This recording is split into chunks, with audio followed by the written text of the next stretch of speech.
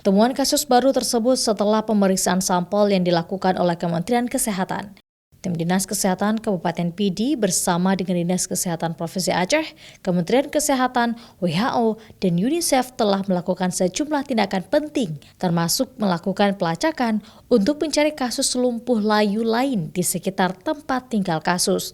Pengambilan sampel tinja di wilayah terdampak untuk dilakukan pemeriksaan dan memeriksa sampel air di tempat pembuangan dan survei cepat cakupan imunisasi polio yang masih rendah di Pidi.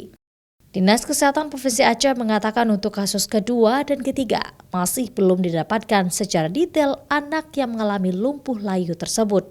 Karena yang mendampingi nanti ada WHO, ada UNICEF, ada Kementerian Kesehatan, juga kita dari Dinas Kesehatan Provinsi.